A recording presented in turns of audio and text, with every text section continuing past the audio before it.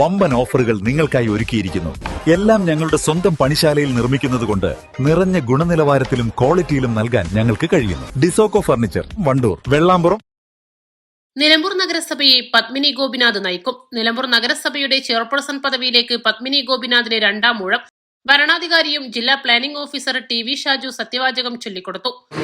Nilambur municipal കൗൺസിലിലെ ചെയർപേഴ്സണായി തെരഞ്ഞെടുക്കപ്പെട്ട പത്മിനി ഗോപിനാഥ് എന്ന ഞാൻ നിയമാനുസരണം നടപ്പാക്കിയ ഇന്ത്യൻ ഭരണഘടനയോട് യഥാർത്ഥമായ വിശ്വാസവും കൂറും പുലർത്തുമെന്നും ഭയാശങ്കയോ മമതയോ വാത്സല്യമോ വിദ്വേഷമോ കൂടാതെ ഞാൻ എൻ്റെ ഔദ്യോഗിക കർത്തവ്യങ്ങൾ യഥാവിധിയായും വിശ്വസ്തയോടും എൻ്റെ പരമാവധി കഴിവും അറിവും വിവേചന ശക്തിയും ഉപയോഗിച്ചുകൊണ്ടും നിർവഹിക്കുമെന്ന് ഈശ്വരനാമത്തിൽ സത്യപ്രതിജ്ഞ ചെയ്യുന്നു.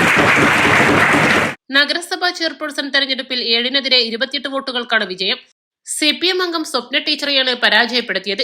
BJP അംഗം MK വിജയനാരായണൻ വോട്ടെടുപ്പിൽ നിന്നും വിട്ടുനിന്നു. 36 അംഗ ഭരണസമിതിയിൽ UDF-ന് 28 അംഗങ്ങളുണ്ട്. Congress 21, Muslim League 7, LDF 7, CPM 5, CPI 1, Kerala Congress M 1, NDA 1 എന്നിങ്ങനെയാണ്. പൂമാലകളും ഷാളുകളും ഇട്ട് UDF അംഗങ്ങൾ പത്മിനി ഗോപിനാഥിനെ വരവേറ്റു. KPCC അംഗവും മുതിർന്ന വനിതാ കോൺഗ്രസ് നേതാവുമാണ് പത്മിനി ഗോപിനാഥ്. പത്മിനി ഗോപിനാഥ് നഗരസഭയിലേക്ക് എത്തുന്നത് 3ാം തവണ. 2010-ൽ നിലമ്പൂർ പഞ്ചായത്ത് നഗരസഭയായപ്പോൾ ആര്യടൻ ഷൗക്കത്ത് MLA ആയിരുന്നു പ്രഥമ ചെയർമാൻ. പത്മിനി ഗോപിനാഥ് ഈ ഭരണസമിതിയിൽ ക്ഷേമകാര്യ സ്റ്റാൻഡിംഗ് കമ്മിറ്റി ചെയർപേഴ്സൺ ആയിരുന്നു. 2015 മുതൽ 2020 വരെ നഗരസഭാ ചെയർപേഴ്സൺ ആയിരുന്നു. ഈ കാലയളവിലാണ് നിലവിലെ നഗരസഭ നിർമ്മിച്ചത്.